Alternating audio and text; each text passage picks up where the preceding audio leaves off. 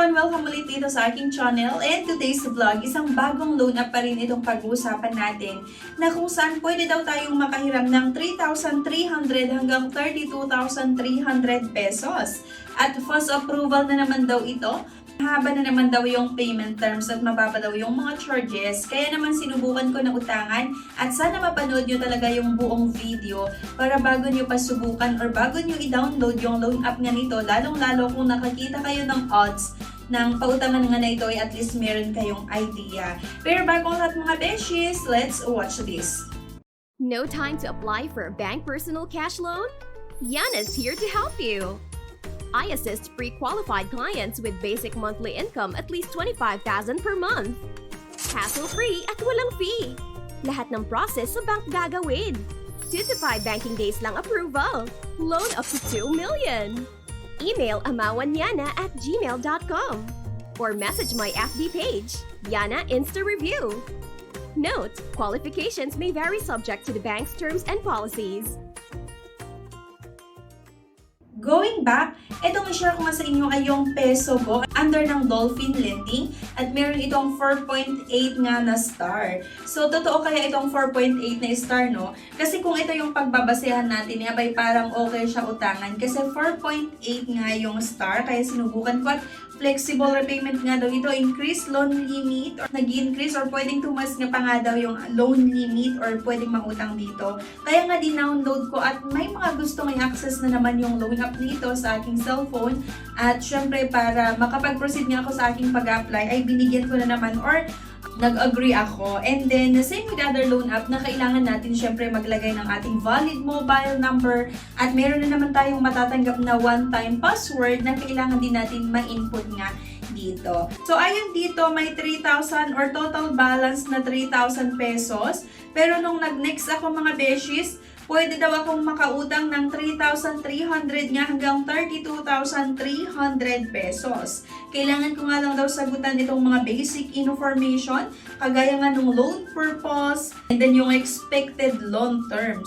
So, ang nilagay ko nga dito ay 3 months. Maaprubahan kaya nila ito. Same with other loan app na naman, di ba? Na kailangan natin makapag-upload ng isang valid government ID at marami naman daw yung option kaya hindi kayo mahihirapan, di ba, sa requirements kasi marami naman daw yung tinatanggap.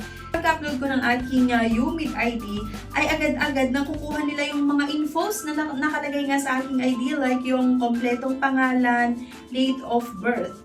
And then, basic information like resident types, and then yung complete address, education, yung marital status, at emergency contact. Lagi akong nagpapaalala na mag-ingat tayo sa paglalagay ng personal references. Kasi based sa mga naging experience ko sa iba't ibang mga loan app na nasubukan ko nga, ay kapag nag-pause due yung loan application nga natin or due date natin ngayon, then hindi pa tayo nakakapagbayad nga ng ating utang, asahan mo nga nakasama yung personal references mo na i-message ng iba't ibang mga loan app. Though, wala pa akong experience sa loan app na ito kasi syempre, kada-download ko pa lang, susubukan ko pa lang ngayon. Pero, base kasi sa mga naging experience ko sa iba't ibang mga loan app na ganun talaga kapag due date mo or nag-pause due yung loan application mo, ay mini-message nila yung mga personal references. Kaya mag-ingat po tayo sa mga nilalagay natin. I mean, make sure na kapag talagang uutang ka, ay kailangan yung ilalagay mo na personal references mo ay yung kakilala mo na pwede mong mapakiusapan. Halimbawa, mini-message or binubulabog din yung mobile number nila, at least pwede mong masabihan na i-disregard na lang nila. Ilalagay mo na personal references ay yung taong hindi magagalit sa'yo kapag i-message sila ng iba't ibang collector, diba? After ko ilagay yung mga personal information nga sa loan app na ito, under review agad-agad itong loan application ko. Kung mapapansin nyo, loan is under review. Kaya habang inaantay, binalikan ko yung app nila. And then, nag-check ako ng iba't ibang mga reviews na naman. So, para nga makita nyo yung mga legit na umutang talaga sa loan app, diba? Sa loan app na ito, or kahit anong loan app, go kayo sa view all. Then, i-click nyo yung may nakalagay na critical. At yun yung talaga makikita yung legit na experience ng mga nakapag-try.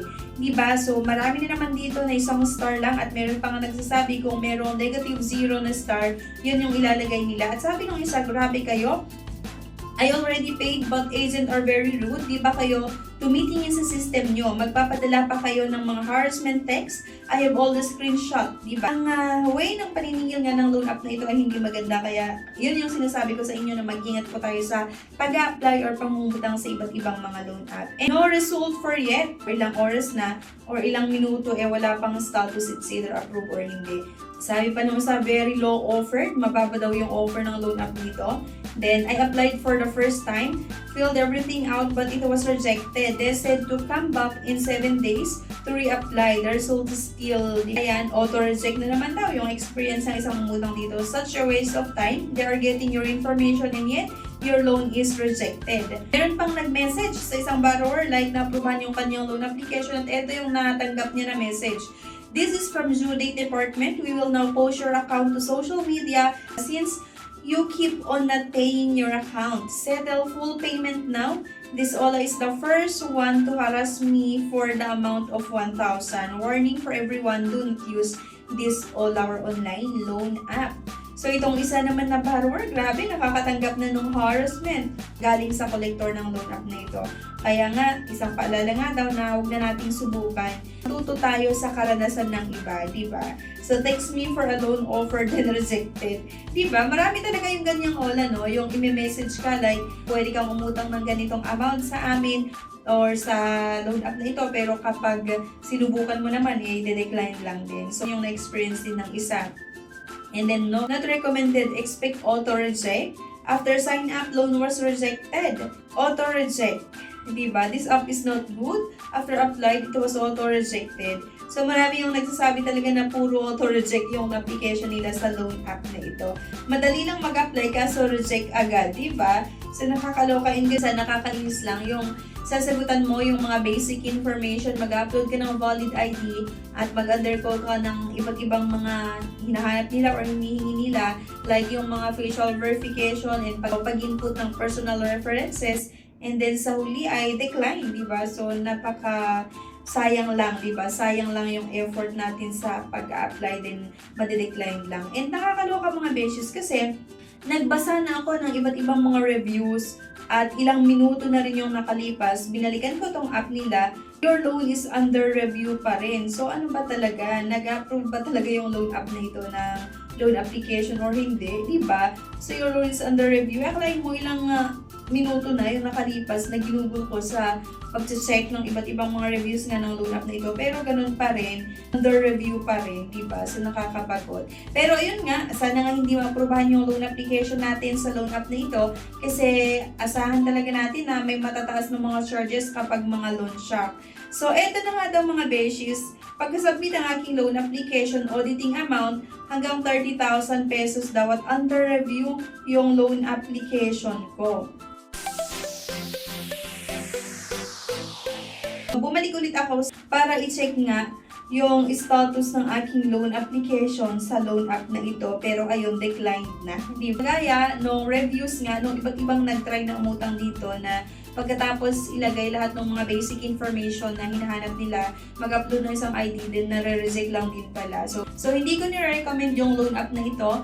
At based na rin sa iba't ibang sumubok nga, hindi maganda yung naranasan nila sa loan app na ito. May mga kasamang harassment yan, lalo pag post due or nag-post due yung loan application or ngayon yung due date mo tas hindi ka pa nakakabayad. Okay? Kaya mag-ingat po tayo sa pangungutang at sana makatulong yung video na ito sa inyo para makapag-decide nga kung utangan nyo pa ba itong Pesogo or hindi. So anyway guys, thank you for watching. This is not a paid vlog.